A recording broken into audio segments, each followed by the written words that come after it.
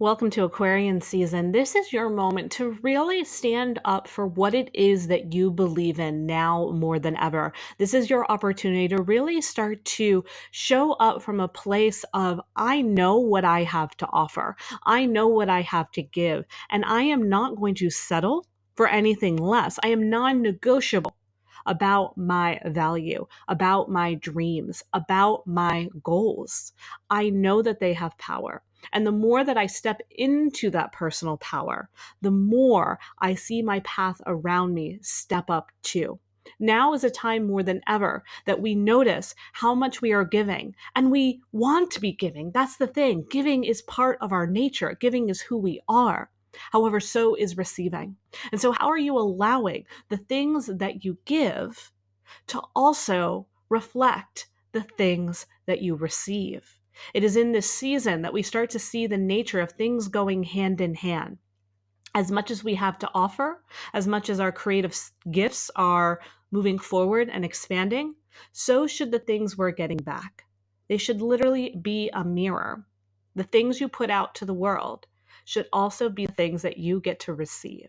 And that's really exciting, and that's really juicy. And that's why this Aquarian season is asking us to shed what is just too heavy, what is too boring, what is too meh, and instead open up into what could feel like something that is overflowing, that is full, that is complete, that is satisfying, and to be non-negotiable when it comes to the things that you hold true.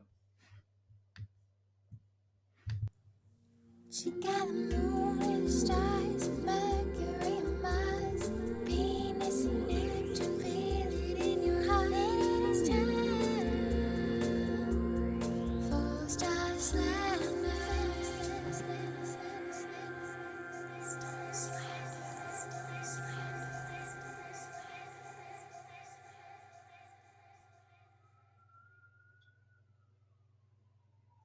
Oh snap, sirens are going.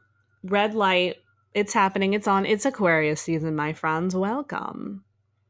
Aquarius is a very friendly sign, to be honest. If you know an Aquarius, Aquarius Sun, Aquarius Mars, even Aquarius Venus, they probably have a lot of friends. And if you're dating one, they probably see their friends sometimes more than you. You're like, wait a minute, I thought I came first. And maybe in some capacities you get to with an Aquarius. They're pretty good about making sure you come first in that way. However, when it comes to social life, they're definitely all about community and making sure that they're having a good time. And they definitely have a very full Rolodex, so to speak, because that's, the Aquarian nature. Aquarian is, by what do you want to call it, old school astrological terms, the water bear. It's not actually a water sign, it's an air sign. So it's all about communication. Any air sign is typically going to be very social. And the water bearer archetype comes from this notion of being someone that is a teacher, a humanitarian, someone that has a lot to offer. And a lot of that wisdom comes from their water barrel that they carry. So they're the water bearer because they're carrying this barrel of wisdom. They're carrying this vessel that holds water, that holds truth, that holds nourishment, that holds fulfillment. But oftentimes the Aquarian is so busy giving this water out to the world that it forgets to give it right back. Anyone that knows an Aquarian, or if you're an Aquarian, you take long showers. You need to be near the water. You like to be around that because it's your way to feel restored. It's your way to feel replenished. And so if you are Aquarian, like I said, Aquarian Sun, Aquarian Mars, you definitely have that need to make sure that there is balance and that you're not overgiving, because what will happen is you will be known as the one that gives the Aquarian goodbye. The Aquarian goodbye is somebody that literally is the life of the party, and then a minute later, they're nowhere to be found. Where did they go? Aquarian? Where are you? We were talking. You left. Why? Because an Aquarian will get to the point where they've reached their max and they burn out and they get resentful and they isolate. And they don't want to, because that's not in their nature. They're very social people. They don't want to do the Aquarian goodbye, but they kind of feel like they're in a jam. And the only way to restore is to literally be at that rock bottom place where like they're completely burnt out and they need to isolate. However, we want to notice, and this is for all of us in general, as we embark on Aquarian season, to not do that, to notice when we need to be putting in better boundaries, to be okay if we need to take a Saturday night off, to understand that as much as we have to give, we equally have as much to receive and benefit from. And it's a dance, and we need both. I am telling you, you may think that you're getting the benefits and the rewards from giving, giving, giving, giving, serving, serving, serving, doing, doing, doing. But I'm telling you, you will not see it in the long run. If you're looking to get a long game at your goals, if you're looking for long-term success, it is not from overgiving. That will guarantee you a long-term game of feast and famine, of being really charged and then really low, of maxing out your adrenals, of being burnt out, of losing your creative streak. That's honestly what can happen. And so I want us to all kind of embark around this notion of, what's my place in the world? What's my place within my community? What are my goals? And how do they all kind of play into each other?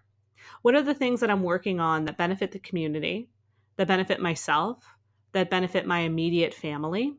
And where can I make sure that I'm still creating some space? Where can I make sure that I'm still patient? Aquarians are very impatient. When they want something, they want it now, and they don't understand. When they want it, that's why they have so many friends. When they want to go out, they'll just reach out to a bunch of people until someone says yes, and they have so many friends that they'll be able to do that.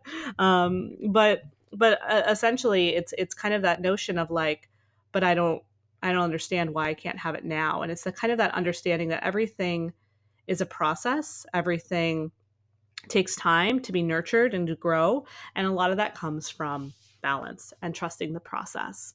So when we're embodying this Aquarian season until February 18th, we want to embody, how am I the water bearer? How am I someone that offers a lot of wisdom and gives a lot? And how am I someone that also asks for a return? Whether that be financial, energetic, romantic, whatever it needs, emotional, something that I really want you to think about. Aquarius also represents this age that we're in right now. We're in the Aquarian age. And the Aquarian age is something that, started in 2012 and will be with us for about 2,000 years. And I'm really curious to see how the tail end of it all goes. Hopefully I'll be back for that round, putting that out there, universe. If you want, one of my future lifespans to be at the tail end of the Aquarian age, I'm here for that. I'm here for the 2200s, right? Is that how you say it? 2200s? Oh my God, to be around when it's going to be 2222. On February 2nd, 2222. Oh my gosh, I'll be geeking out. I'm so here for that. So I'm really here for that stretch. That being said, we're currently in this reality as we know it anyway, in the Aquarian age. And the Aquarian age is all about this notion of going within to find teachings, right? Going into your water barrel inside of you, your vessel that has wisdom and truth, that part of you that is the guru, the teacher, the humanitarian, and accessing that part of yourself for guidance, for motivation, for momentum. And so how can you allow yourself to, of course, have mentors, of course, have people to help you plant the seed, but then also turn it within and say, okay, based on what I just received, what does my inner guidance say about that? And this is a really rich time for that, especially as we move into the new moon. So Aquarian season is kicked off, and whenever we have a new sun season kick off, shortly after, we'll have the new moon in that sign. So on January 24th, we'll be having a new moon in Aquarius. This is our first moon cycle in a while where we're not having eclipses. So we're out of eclipse season now. If I had thought about it ahead of time, I'd have some like fireworks going. But I left this to the last minute, so we won't. But we're out of eclipse season, and this is our first fresh kind of blank slate new moon that we haven't had in a while. There's not a lot of cosmic energy around this. That's really beautiful because we can really use this new moon in Aquarius to start fresh. And one thing about new moons, we never want to start too prematurely. Sometimes I'll see new moon circles like on January 23rd, or people will have them, kind of at times leading up to the new moon. But we want to realize that the new moon stretch is most beneficial within, honestly, the 2 to 3 days that follow it. We kind of want to follow the journey of the new moon until it gets that nice little sliver in the sky. When you look up and you're like, oh, it's God's thumbnail. That's the point of really experiencing the new moon. Because if we do it too prematurely before the onset, we're kind of in this dark moon phase. We're in this wrapping up. We're in this death phase, so to speak. And so we want to embrace the new moon as the moon itself catches the light of the sun. And that's, immediately following the new moon. And with this new moon, it's also paired with a lunar new year. So the lunar new year, the moon cycles kick off with this Aquarian new moon. Actually, technically, it kicks off the next day. So the new moon in Aquarius happens on the 24th. And then again, because the lunar calendar is smart, it kind of waits a day. And then the lunar new year kicks off once we start kind of getting really fresh into the new moon cycle. And this kicks off a complete calendar year of moons. And Mama Moon typically goes through 13 cycles. And that's why a lunar new year doesn't fit within our calendar year. Okay, so that's why it's kind of a few weeks out from our quote unquote traditional new year. So the lunar new year with this new moon in Aquarius is really an interesting time because, again, there's no eclipses around it. We're in a space where we can really kind of assess what the last 3 weeks have been for us. What has 2020 been for you so far? Do you still feel the excitement and the hope and the potential? Or are you feeling tired? Do you feel like maybe you took it a little bit too far? Did you already learn lessons? Did you already change your mind? Realize that this new moon is actually a really beautiful opportunity to redirect, to really take everything or nothing that came to you so far in 2020. And I'll tell you, I've learned a lot these last 3 weeks, like, holy shit. But I knew I wasn't really going to implement anything until we got to this point. And I do have some moments of redirection. I do have some clear insights into how I really want to move into 2020. Now, 2020 has these really beautiful themes of being grounded, foundation, strategic, taking your time, not kind of getting in over your head or making really rash decisions. And so that's why this new moon in Aquarius is kind of a nice time to sit and say, okay, what am I moving forward here? And how am I being strategic about it? And how am I making sure that there's still space and nourishment? Because I have a tendency to get myself in the weeds with all my ideas. Anybody else? Anybody else in the weeds with everything that they're working on and not quite feeling like they've created a plan for support? Yeah, I'm really good at that. So I'm really good at getting myself in the weeds. And then because I'm in the weeds, I'm also not really moving forward as expansively as I want. I'm moving forward, but I'm moving forward through the weeds as opposed to clearing all the weeds and then just moving forward. And it's really nice and spacious and juicy, and I can take really luscious strides going forward. That's what I'm looking for. That's what I'm leaning into. And that's kind of how we can use this new moon as a time to really reflect on this year so far and really be honest with yourself around how you want to redirect and move the rest of this year forward. And maybe even if you're like me, I like to move in chunks. So where do you want to be in the next 6 months or 9 months? I really wouldn't go past September, to be honest with you. I would really just look at, okay, 6 months from now, maybe 9 months from now, but yeah, I'd kind of keep it in this nice cushy space because I think we're going to have some really big changes moving through in the summer and also in the fall. So there may be some redirection there too. So what is it in the next 6 months that you're really here for?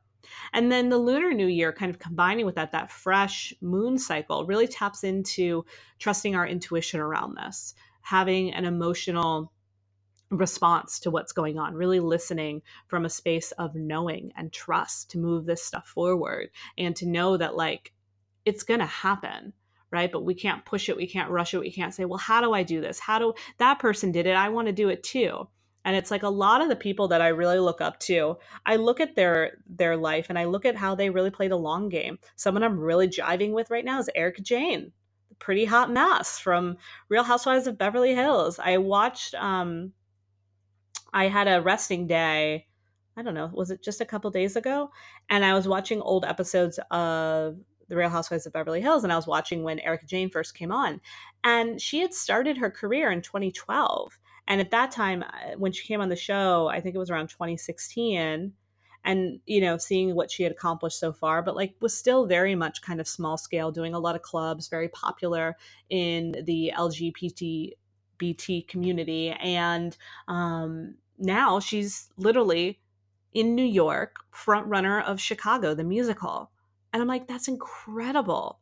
But like, and she saw that. I know she did. Like when I would listen to her talk in the old episodes, like she knew what she was moving herself into, but it still took another 3 years. It still took 8 years in total, right? For her to get to that place. And so can you trust that it will come together at the perfect time, at the perfect moment, as long as you keep showing up for it? This lunar year, New Year is also the year of the rat. And, you know, for me, I used to live in New York. Like rats skeeve me out. They just do. I like try to be kind to all the animals in the kingdom, but like, oof, rats are a hard one for me. I don't know what it is, but I just, I'm not a fan. So, but when I did my research on the rat actually symbolizes this notion of a new day, of creation, and of wealth. And in Chinese culture, it's actually very symbolic. And so I was like, all right, I'm kind of here for that. But you have to be cautious. You have to not just like trust that, like, oh, yeah, this is the year of wealth. So I'm just going to like go hard or go home. No, no, no. This is the year of like being calculated. Because what's also interesting, the last time we had the year of the rat was 2008, and we had a recession. Also in 2008, Jupiter was in Capricorn, which Jupiter is in Capricorn right now until December.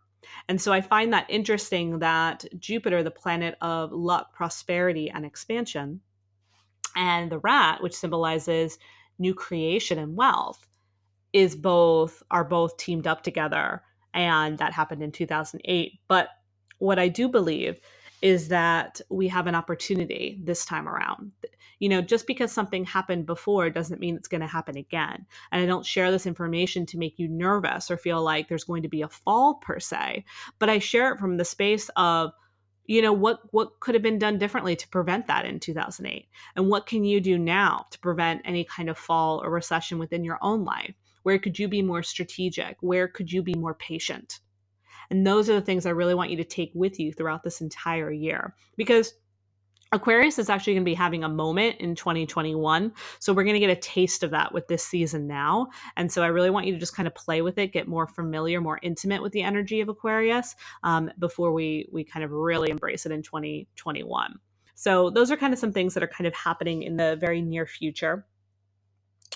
Speaking of Aquarius energy, so we have not a lot of other places where Aquarius is. So we have a clearly Aquarius sun season, the new moon in Aquarius, Mercury, which is the planet of our mind, logistics, planning, plotting, technology, will be in Aquarius until February 4th.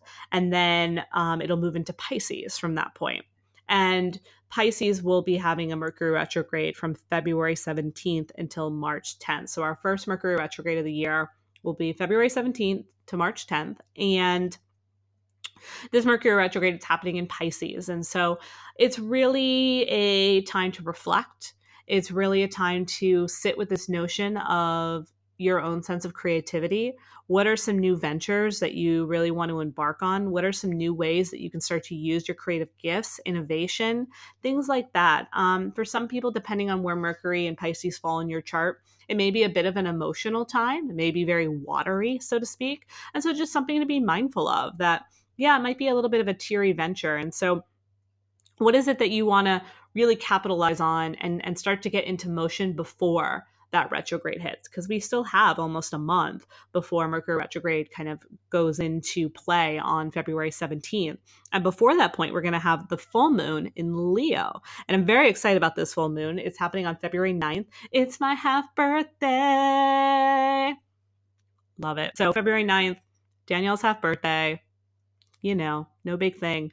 Full moon in Leo. Again, no crazy influences are going to be happening. We might be seeing a taste of the Mercury retrograde shadow, but I really don't think so.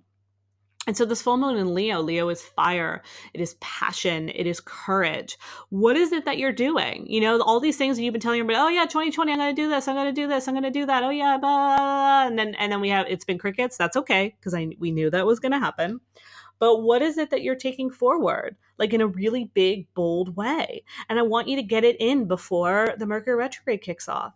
What is it? I want to see so much freaking saturation on the Instagram around the full moon in Leo. I want to see people launching. I want to see people going and putting themselves out there. Like, I want to see you doing the things, like really doing the things, like those things that you keep saying, oh yeah, 2020, I'm going to do it. Do it. Do it. You have time. Get it done. Okay? Get the ball rolling in whatever capacity that makes sense for you. That's what I want to see with this full moon in Leo. Okay? It is a gift to get you going. And how will you use that energy? Or if you don't plan right, you're going to burn out. And then you're going to spend Mercury retrograde in Pisces restoring and healing and doing Reiki. Not for other people, but getting Reiki done because you're burnt out. Okay? Think about it. And this will all just progress as we know it will. Another nice fiery part that we're getting too is Mars is in Sagittarius until the retrograde, the Mercury retrograde. So Mars is in Sagittarius until February 17th. So Mars is our planet of ambition, action, moving things forward. Sagittarius is very like happy-go-lucky, let's do the thing. So make sure that the way that you're moving things forward, again, you're not, be outside the box. However, don't be pie in the sky. If that makes sense. I love that. I'm like, pie in the sky. But like, it's true. Be outside the box, but don't be so like far removed from the box that we can't even see the box. Right. So like be in the realm of the box as you move things forward, because sometimes Mars in Sagittarius, we get too idealistic. We get too big, big with our ideas, but it's like, so like I want you to have the big picture, but I like want you to have the big picture that has meaning for you today. What does that big picture look like in the scale of the next 6 weeks?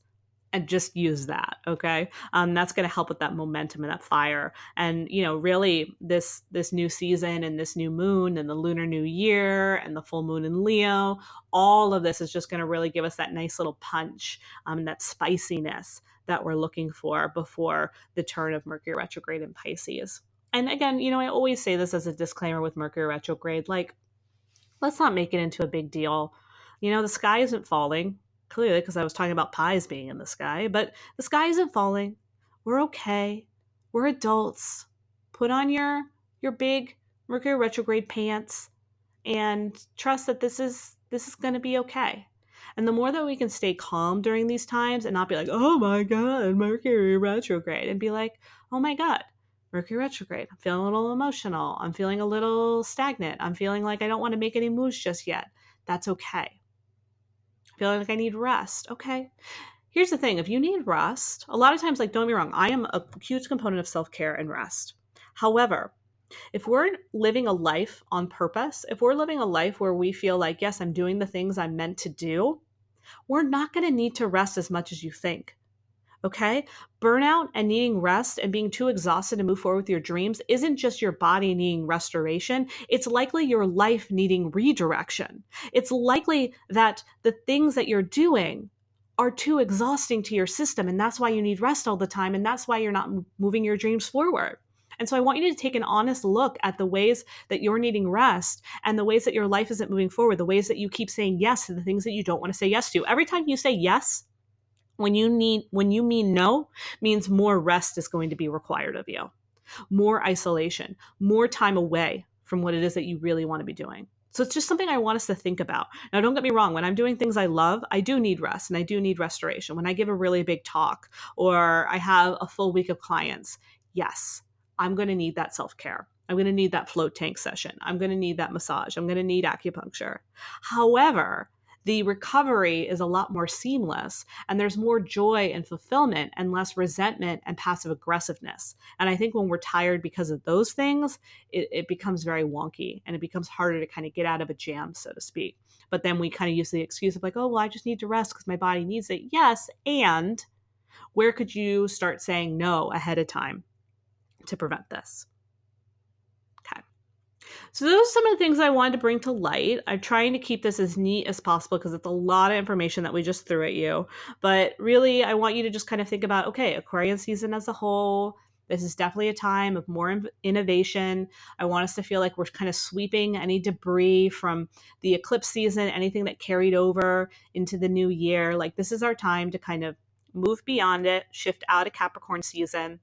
Now, granted, we still have Jupiter and Saturn in Capricorn for a little while. So Still kind of, getting used to having boundaries and structure. That's great as we move into balancing that with our creative pursuits and things we want to do in that way. And then, really allowing ourselves to have a little bit of a fire lit under our ass in a way that serves us as we then, kind of round down into Mercury retrograde, which will be happening on February 17th. And then a couple days later, we'll move into Pisces season, which I will be here for you during that time. So happy Aquarius sun season, happy Lunar New Year, happy all the cosmic things, happy you.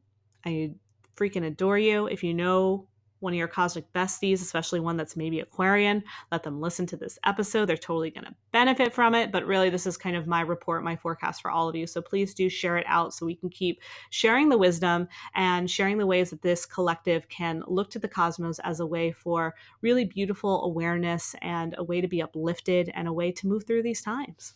All right, I adore you. I'll talk to you soon.